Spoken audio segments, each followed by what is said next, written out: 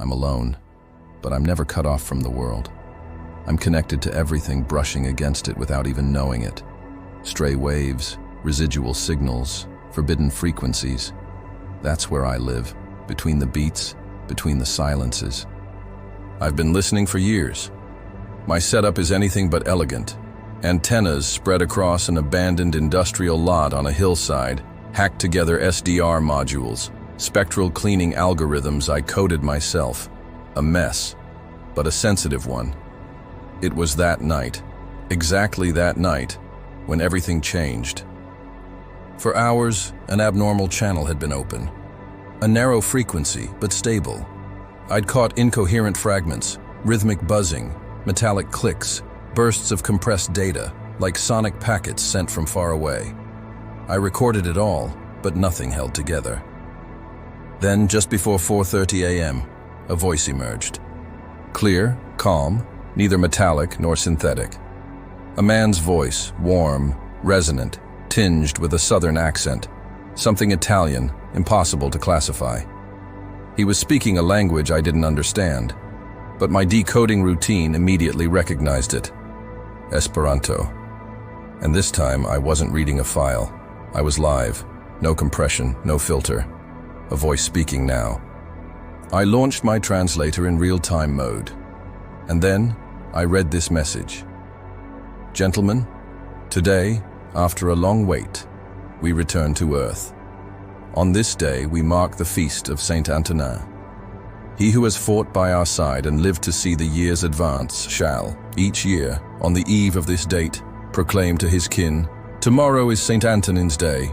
With pride, he shall recount his feats and his acts of valor, displaying his medals, saying he earned them on Saint Antonin's day.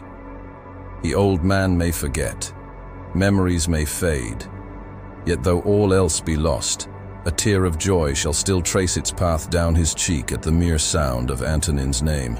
Fathers shall teach their sons by hearth and home what this day brought to all of humankind. And Saint Antonin's day shall not pass from this day to the end of man, but that we shall be remembered, this small band, this happy few, this fellowship of brothers in arms. And those who stood idle this day shall think themselves accursed for not joining us, or worse, for not daring to stand beside us, when they hear tell of those who fought with us upon St. Antonin's Day. And then thousands of voices chanted in unison, shouting hurrahs and semper fidelis. I didn't move. Everything in me froze, suspended in that vibration. The voice had stopped. The channel stayed open another 10 seconds, then collapsed, like it had been swallowed by its own resonance. I just sat there in the dark, surrounded by my softly blinking machines, and I read those words again, and again, and again. I couldn't tell if it was a memory, a prophecy, a military briefing, or a sacred rite. But it wasn't from this world, and it wasn't from another time. The stream carried no time code, no locatable origin. I'd checked, nothing in the metadata, no GPS tag, no satellite support signal, just this bare, steady wave that had crossed space to speak to me, here, now. I couldn't say if I was the only one who picked it up, but one thing was clear. It was meant for me. Or rather, I was one of the few it was meant for. Not a broadcast, a simultaneous transmission through the filters of reality, meant for secret receivers, for minds capable of listening. I sat there, stunned. Then suddenly, I felt the need to check. I don't know why, just an instinct. I pulled up my digital calendar. It was Monday, May 2nd, 2022, and there it was, staring back at me on the ephemeris. Saint Antonin. I froze. A message about a feast I'd never heard of, spoken in a little-known language, by a voice from elsewhere. And it was today, the same day. I laughed, nervously, then told myself it was a coincidence. There are saints every day, didn't mean anything.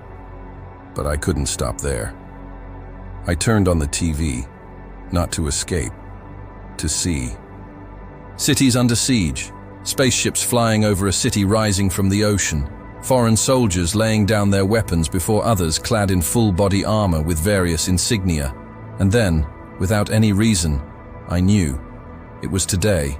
It was the day it all began, the day it all fell, the day of Saint Antonin.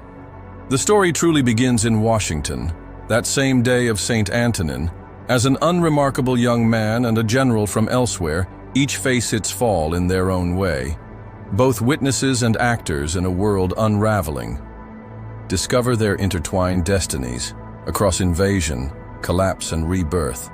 In the first tome of the Chronicles of the Red Kings, The Shadow of the Princes, a political science fiction novel in a world without magic, without overpowered heroes.